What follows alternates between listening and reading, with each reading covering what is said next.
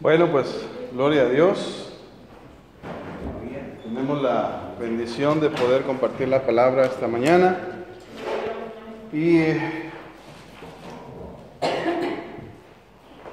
no es que quiera ser repetitivo en los temas, pero yo me pongo a orar a veces cuando hay esta oportunidad de compartir la palabra, cuando mi esposa me dice, ¿quieres predicar el día de mañana? ¿Pudieras predicar? Y le digo, sí, claro, siempre es un privilegio, ¿verdad? Poder compartir la palabra. Y me pongo a orar, ¿verdad? Me pongo a preguntarle al Señor, pues, yo pudiera decir mis pensamientos, ¿verdad? ¿Qué es lo que yo pienso? ¿Qué es lo que yo opino?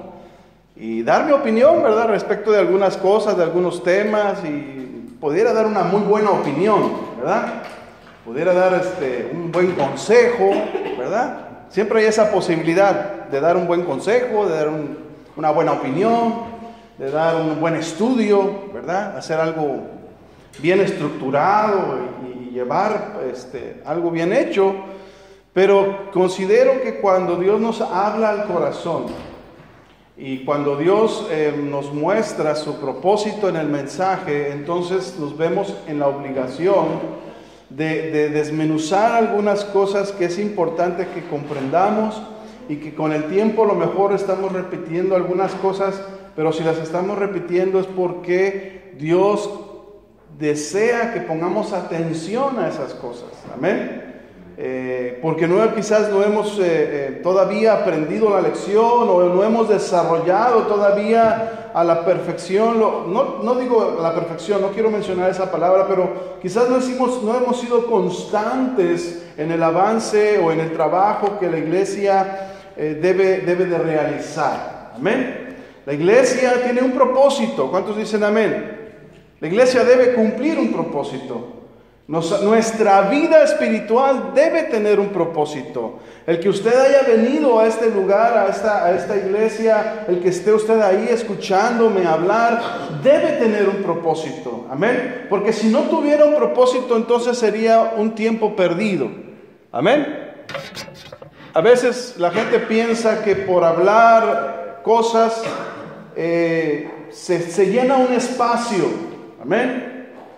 Y no debe ser así la palabra del Señor. La palabra del Señor debe de tener un sentido y un propósito. Amén. Yo no deseo llenar un espacio vacío. Cuando Dios me da la oportunidad de hablar, yo espero que esa palabra tenga un propósito, lleve un mensaje. Y ese mensaje a veces nos ayuda a entender algunas cosas. En otras ocasiones nos incomoda, ¿verdad? Por las cosas que Dios nos quiere hablar, porque nos quieren mover de la situación en la que estamos a una situación nueva o diferente, y eso siempre trae un poquito de conflicto cuando tenemos que movernos de nuestra comodidad espiritual. ¿Amén? ¿Cuántos creen eso? Bueno, yo quiero hablarles acerca de la venida del Señor Jesucristo. Está próxima. Amén.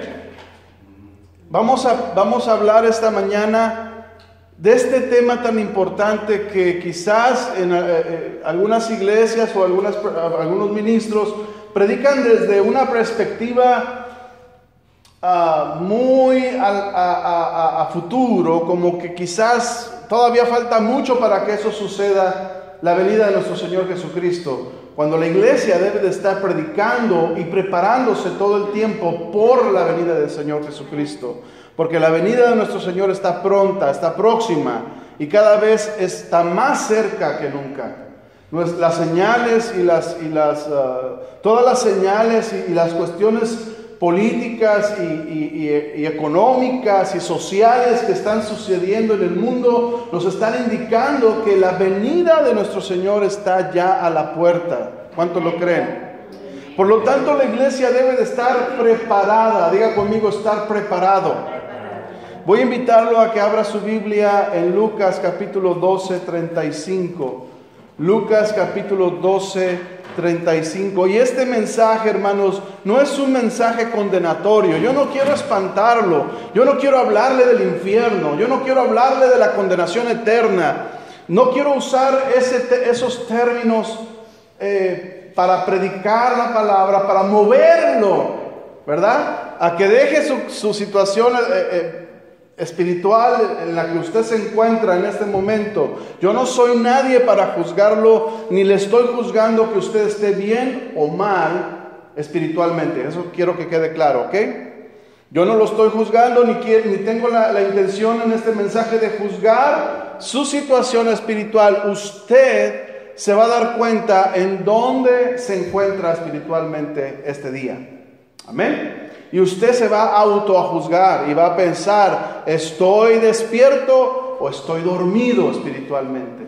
Amén. Entonces el mensaje de hoy es, hay que estar preparados. Diga conmigo, hay que estar preparados. Aleluya.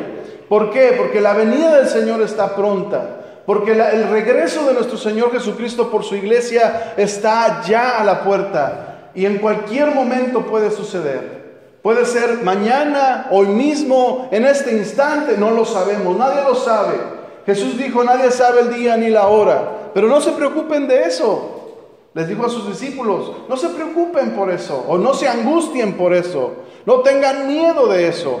Va a suceder, y cuando eso acontezca, más vale que ustedes estén preparados, más vale que ustedes estén despiertos espiritualmente, porque si no, entonces pues sucederá que nos quedaremos, ¿verdad? A sufrir las consecuencias de nuestro adormecimiento espiritual. Cristo viene pronto, vendrá como ladrón en la noche, dice la Escritura, vendrá como un ladrón en la noche, sin avisar, en cualquier momento. El sistema de este mundo está diseñado para que la iglesia de Cristo duerma y no esté atenta. ¿Sabe algo? Le digo esta realidad, es una verdad. El sistema de este mundo está caminando y está organizado de tal forma, y se está organizando de tal forma, que el sentido de esto es que la iglesia se duerma, que la iglesia no esté preparada, que la iglesia esté distraída, que la iglesia esté poniendo sus ojos en algo distinto a lo que es espiritual, con tintes o con cuestiones aparentemente espirituales que más bien vienen a ser religión o religiosas. Y eso distrae a la iglesia de su verdadero propósito y objetivo. La iglesia se creó o la iglesia se formó para llevar el mensaje de salvación a los perdidos. Ese es su principal motivo de la iglesia. Amén. Y nosotros estamos aquí para aprender esas cosas. Y luego de que hemos aprendido esas cosas, tenemos la necesidad y la obligación de darlo a conocer a los demás. ¿Cuántos dicen amén? Pero el sistema en el cual vivimos ahora nos está llevando a una comodidad tan tremenda que nos impide que la iglesia camine con su propósito o vaya hacia su propósito. Quiero hablarles acerca de algunos puntos al respecto. Quiero invitarlos ahí que vayamos a leer Lucas capítulo 12 para ir leyendo un poquito sobre este tema al respecto de lo que dice nuestro Señor Jesucristo. Capítulo 12, versículo 35. Amén. Dice el siervo vigilante como subtítulo, ¿verdad? En la versión, voy a leer algunas partes o algunas porciones de la versión Dios habla hoy, para que tengamos un contexto un poquito más claro al respecto de lo que quiero mencionar. Dice la Escritura en el versículo 35, estén ceñidos vuestros lomos y vuestras lámparas encendidas, y vosotros sed semejantes a un hombre que aguardan a que su Señor regrese de las bodas, para que cuando llegue y llame, le abran enseguida. Bienaventurados aquellos siervos a los cuales su Señor, cuando venga, halle velando. Amén. En la versión Dios habla hoy, dice, los encuentre despiertos. Amén. Despiertos. Diga conmigo, despierto. Despierto. Ahora dígale al que está a tu lado, despierta tú que duermes, para que te alumbre la luz de Cristo. Amén. Aleluya. Y si ve que cierra los ojos, pégale un santo codazo para que no se duerma. Aleluya.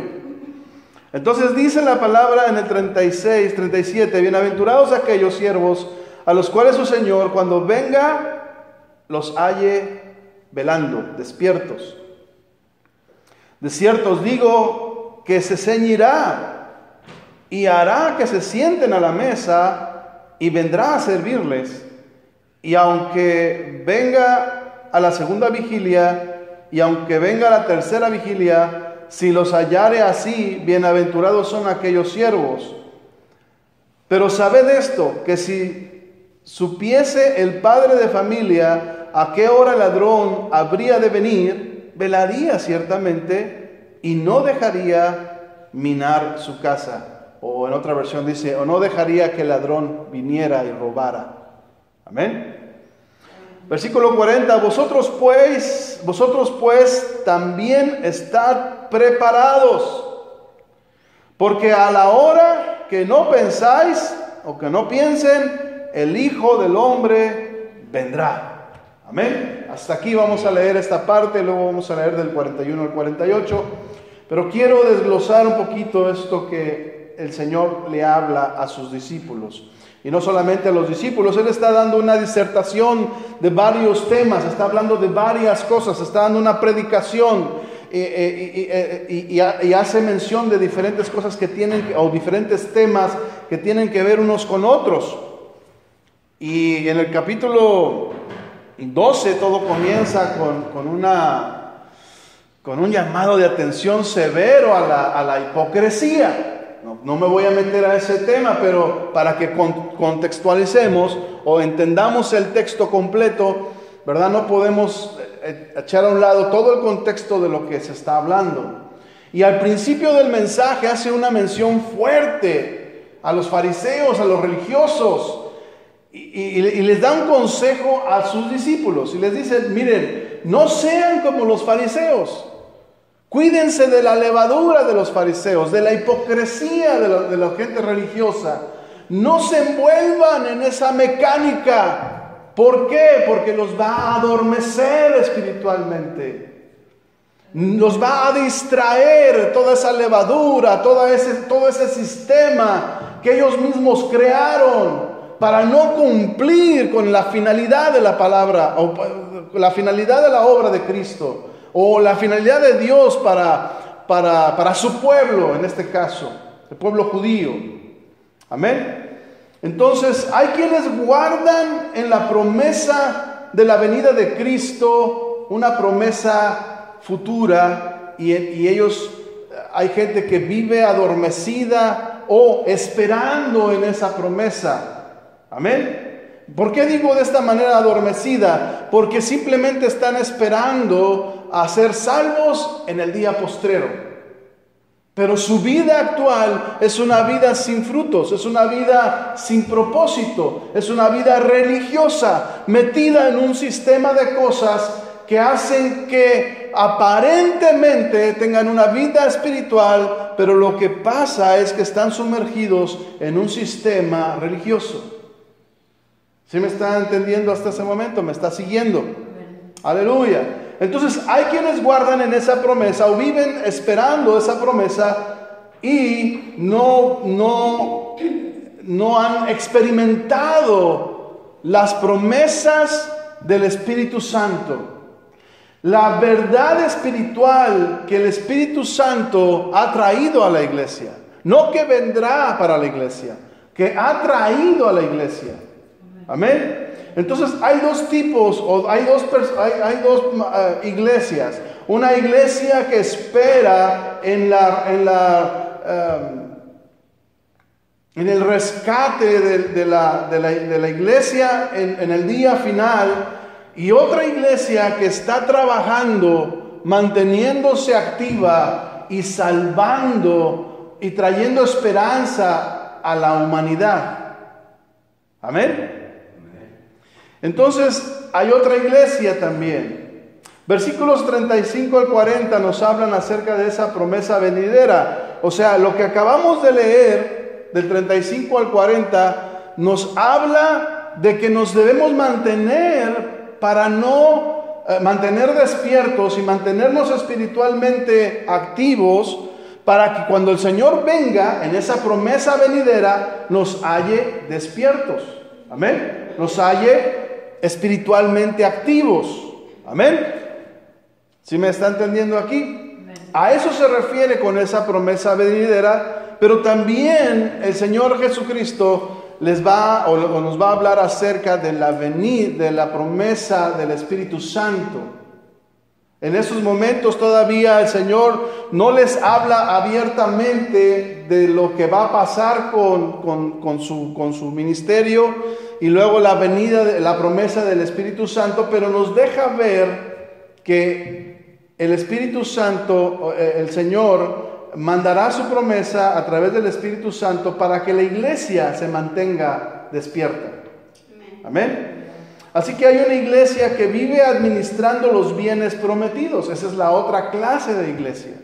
Hay una iglesia que simplemente se mantiene sentada en la banca esperando a que Cristo venga, creyendo, manteniendo la fe, pero no administrando los dones del Espíritu Santo. ¿Me está entendiendo?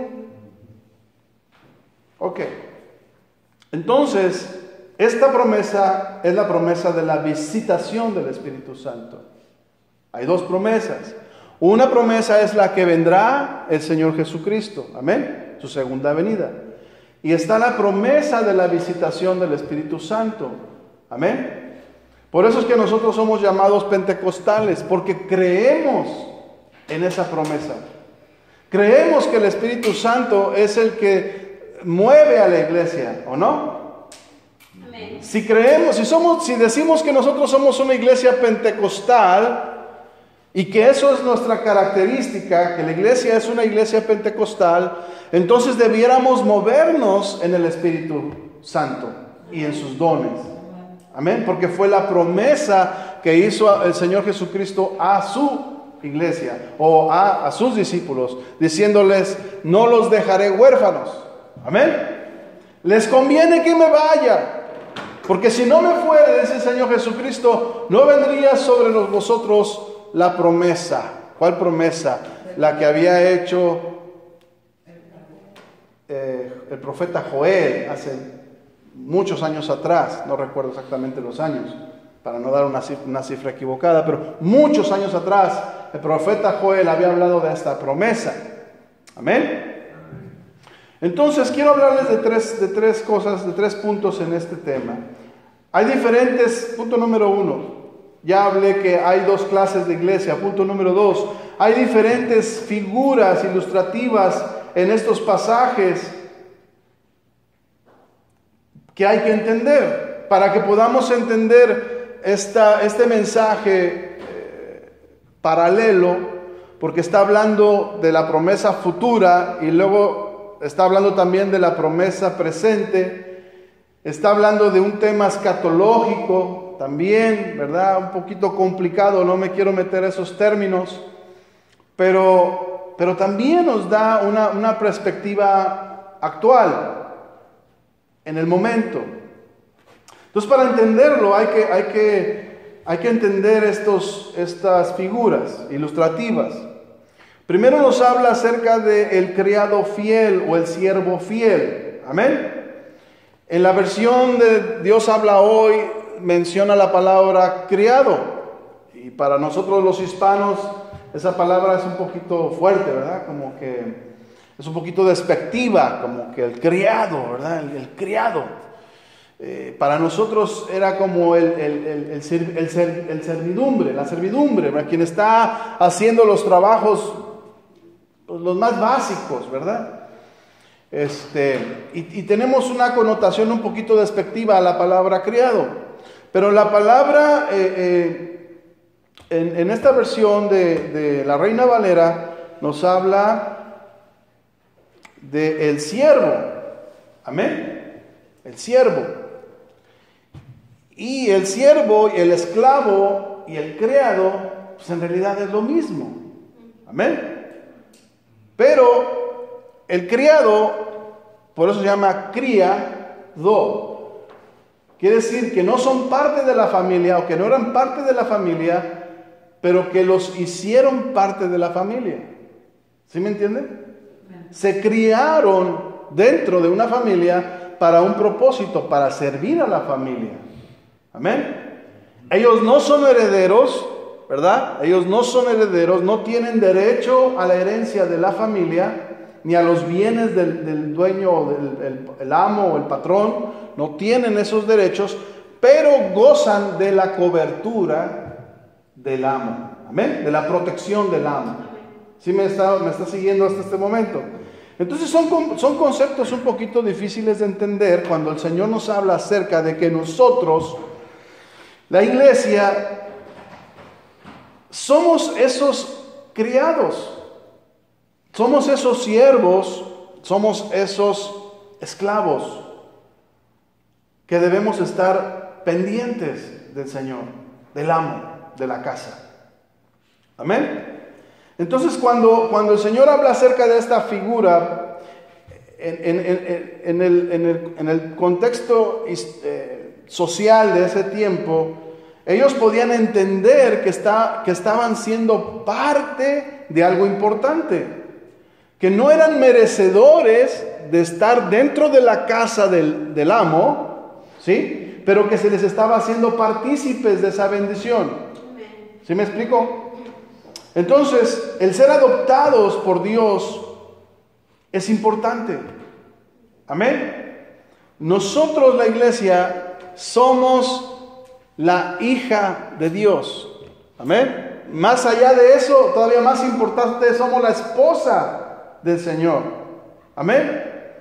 Y además de eso, no éramos un pueblo de Dios. Fuimos adoptados por Dios. Entonces, Él nos hizo nación santa, pueblo adquirido por Dios. Dice Primera de Pedro, capítulo 2, versículo 9. Si lo quiere buscar está bien, pero se lo voy a leer. Primera de Pedro 2:9 dice: mas vosotros sois linaje escogido, real sacerdocio, nación santa, pueblo adquirido por Dios, o sea, con un propósito, anunciar las virtudes de aquel que los llamó de las tinieblas a su luz admirable.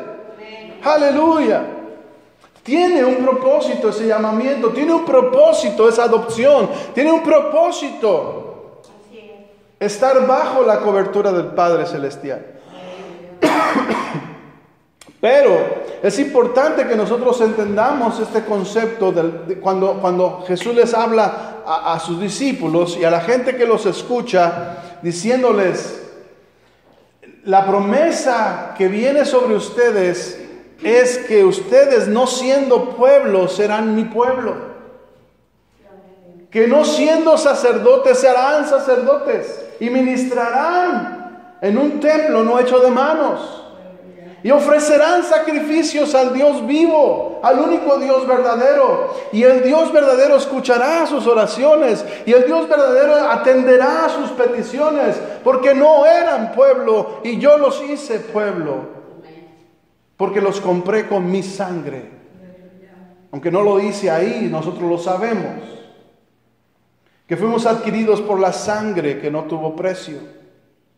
O la sangre que tiene un gran precio espiritual. Amén. Entonces fuimos adoptados. Y luego viene la figura del amo o del señor de la casa, que regresa de una fiesta de bodas. Fíjense el concepto histórico. Es un señor que viaja con un séquito. O sea, con un montón de criados, con un montón de personas. Y con un bagaje o con ¿cómo se dicen? Maletas y bagaje, esa es la palabra, ¿verdad? Cuando tiene maletas y... ¿Cómo dice? Baggage, ¿verdad? Hay otra palabra en español, pero cuando usted lleva cuando se va de vacaciones, ¿verdad? Usted no lleva una mochilita, lleva un montón de cosas, ¿verdad? Y más cuando se trata de la boda de alguien. Porque además lleva los regalos, ¿verdad? en Navidad, cuando nosotros vamos a la casa de nuestro suegro, pues de mi suegro, del papá, pues no nomás llegamos con un regalito, llevamos para toda la familia. Digo, Dios gracias, Dios nos ha dado esa bendición, ¿verdad? Esa oportunidad. En alguna vez, me acuerdo, llegué con una bolsa de basura de esas así grandotas, pero pues llena de regalos, ¿verdad? Porque se me hacía muy estar llevando todo en solo viaje. Se me ocurrió llenar una bolsa, y de verdad que fue una bolsa grande. Y yo me gocé, no por lo que llevaba, sino por la bendición de ver cómo Dios nos ha prosperado. Amén. En eso yo me gocé, pero a lo que me refiero es que el Padre de misericordia, el dueño de la casa, el amo de la casa, tiene bendiciones no solamente para los que están en su casa, sino para los que están fuera de la casa. Amén. Y Él va dispuesto a bendecir siempre. Él está dispuesto a bendecir siempre a los de la casa y a los que están fuera de la casa. Por eso dice que es como un señor que va de viaje a una boda. No va con las manos vacías. En aquellos años, en aquel tiempo y en aquella situación histórica, un señor, se consideraba un señor aquel que tenía bienes, ¿sí? Y que tenía siervos, esclavos. Cuando había una boda, salía con un montón de gente y con un montón de cosas. Y duraba días, quizás hasta semanas en el viaje. Cuando él regresaba, cuando el señor de la casa regresaba a su casa, necesitaba de la atención de los que estaban en la casa. ¿Sí me entienden? ¿Por qué? Porque había que recoger todo el equipaje que traían de vuelta. Tenían que atender a los camellos, a los caballos, tenían que atender a la gente que venía en el viaje, a todos los demás siervos que venían trabajando con el amo de la casa. Entonces los que se quedaban en la casa tenían que estar preparados. ¿En qué momento iba a llegar el señor de la casa? No sabían. Pero sí sabían que había salido. ¿Amén? Sí sabían que el amo, el señor de la casa había salido. A partir de ese momento, los que se quedaban en la casa tenían la obligación de mantenerse a la expectativa de cuándo iba a regresar el señor de la casa. ¿Por qué? Porque si los hallaba el señor de la casa haciendo otras cosas diferentes a estar atentos a su llegada, el señor de la casa los corría, por decir, ¿verdad? O no solamente eso, los castigaba, ¿verdad? Porque el señor de la casa tenía derechos sobre ellos, porque los había comprado. Y eso nos habla de la relación en la iglesia y el Espíritu Santo. A veces hay momentos que nosotros vivimos